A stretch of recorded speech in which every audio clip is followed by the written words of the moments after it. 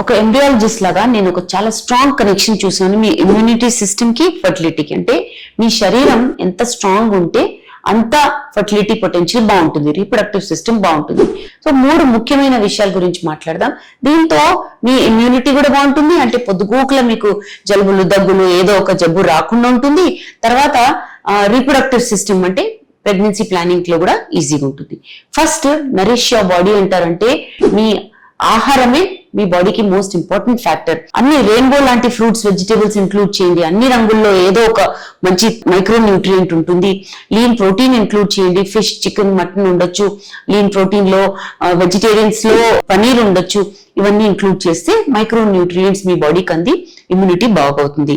రెండోది స్ట్రెస్ తగ్గించండి. స్ట్రెస్ ఎక్కువ ఉన్నప్పుడు కార్టిజాల్ లెవెల్స్ వల్ల, హార్మోనల్ ఇంబ్యాలెన్స్ వల్ల కూడా మీ ఇమ్యూనిటీ లో అవ్వచ్చు.